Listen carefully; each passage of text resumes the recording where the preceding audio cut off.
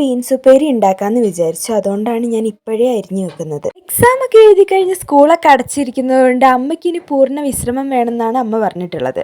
അതുകൊണ്ട് നാളെ മുതൽ ഞാൻ 5 മണിക്ക് എണീക്കണം. അപ്പം ഇനി വീഡിയോസൊക്കെ പ്രതീക്ഷിച്ചോട്ടോ, കാരണം ഞാനാണല്ലോ പണിയെടുക്കുന്നത്. എനിക്ക് പണി ചെയ്യുമ്പോൾ ഫോൺ കാണാൻ ഭയങ്കര ഇഷ്ടമാണ് കേട്ടോ. അതുകൊണ്ടാണ് ഞാൻ മുമ്പിൽ ഫോൺ വെച്ചിട്ട് ഓരോ റീൽസ് കണ്ടുകൊണ്ടിരിക്കുന്നത്. ഞാൻ ഈ പണിയെടുക്കുന്ന സമയത്തായിരിക്കും ആരെങ്കിലും എനിക്ക് മെസ്സേജ് അയക്കുക. അപ്പം പിന്നെ ഞാൻ അവരുടെ അടുത്ത് ചാറ്റും ചെയ്യും, കൂടെ ഈ പണിയും കൂടി ചെയ്യും കേട്ടോ. ബീൻസ് എരിഞ്ഞ് കഴിഞ്ഞിട്ട് ഞാൻ ഫ്രിഡ്ജിൽ കൊണ്ടുപോയി വെച്ചിട്ടുണ്ട് കേട്ടോ. നാളത്തേക്കുള്ളതാണല്ലോ, ഇനിയിപ്പോൾ നാളെ നോക്കിയാൽ മതി.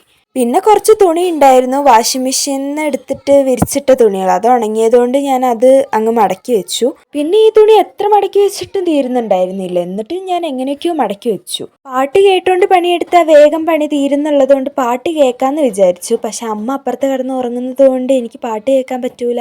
സ്കൂള് പൂട്ടി ഒരാഴ്ച കഴിഞ്ഞില്ല, അതിന് മുമ്പേ എൻ്റെ അമ്മ മടിച്ചിയായി. എല്ലാവരുടെയും വീട്ടിലെ പോരാളി അമ്മമാരാണല്ലോ, അതുകൊണ്ട് തന്നെ അമ്മ പറയുന്ന ജോലി ചെയ്യാണ്ടിരിക്കാനൊന്നും പറ്റില്ലല്ലോ. അതുകൊണ്ട് എങ്ങനെയൊക്കെയോ ഓരോ പണികൾ ചെയ്ത് തീർക്കുന്നു. പിന്നെ കുറച്ച് പാത്രം ഉണ്ടായിരുന്നു കഴുകാൻ. പാത്രം കഴുകിക്കഴിഞ്ഞ് വാതിൽ തുറന്നപ്പോൾ ഉണ്ട് പിന്നെ അത് അഴയിൽ തുണി കിടക്കുന്നത്. എനിക്ക് ദേഷ്യം സങ്കടമൊക്കെ ഒരുപോലെ വന്നു, പക്ഷെ ഞാനത് കൺട്രോൾ ചെയ്തു. പിന്നെ ഞാൻ ആ തുണിയും കൂടി കൊണ്ടുപോയി മടക്കി വെച്ചു. ഇവിടെ പുറത്തേക്കൊന്നും ഇറങ്ങാൻ പറ്റൂല കേട്ടോ, അത്രയ്ക്കും വെയിലാണ്. അകത്തിരുന്നാലും അതിനേക്കാളും നല്ല ചൂടും. രാത്രി ഇവിടെ കടന്നുറങ്ങുമ്പോൾ 2 ഫാനൊക്കെ ഇട്ടിട്ടാട്ടോ ഞാൻ കടന്നുറങ്ങുക. പക്ഷെ ഇവിടെ ഫാൻ ഇട്ടിട്ടും കാര്യമൊന്നുമില്ല, നല്ല ചൂട് കാറ്റായിരിക്കും വരിക. പാട്ട് വെക്കാൻ പറ്റാത്തതുകൊണ്ട് ഞാൻ തന്നെ പാട്ട് പാടിയിട്ടാണ് കേട്ടോ ഈ പണിയൊക്കെ ചെയ്തു തീർക്കുന്നത്. പിന്നെ ഇവിടുത്തെ ചൂടിന്റെ കാര്യം ഞാൻ പറഞ്ഞല്ലോ, അതുകൊണ്ട് ഫ്രിഡ്ജിൽ ഇത്തിരി വെള്ളം ഉണ്ടായിരുന്നു, അതും കൂടി എടുത്ത് കുടിച്ചു. പിന്നെ അമ്മ എണീച്ചിട്ടുണ്ടായിരുന്നു. അമ്മ എണീച്ചതും ഫോണാണ് ചോദിച്ചത്, ആ ഫോണും കൂടി കൊണ്ടുപോയി കൊടുത്തു കേട്ടോ. പിന്നെ ഏറെക്കുറെ പണിയൊക്കെ അങ്ങ് കഴിഞ്ഞിട്ടുണ്ടായിരുന്നു. അപ്പൊ പിന്നെ വിസ്താരമായി 2 മണിക്കൂർ നീളുന്ന ഒരു കുളി അങ്ങ് കുളിച്ചു. കുളിക്കുന്ന കാര്യം പറഞ്ഞപ്പോഴാണ്, ഞാൻ സ്കൂളിൽ പോകാൻ നേരത്ത് കുളിക്കുകയാണെങ്കിൽ ഇതുപോലെ കുറച്ച് ടൈം എടുത്തു എന്ന് വിചാരിച്ചു. അപ്പോഴത്തേക്കും അമ്മ വന്ന് ഡോറിലേക്ക് ഒരേ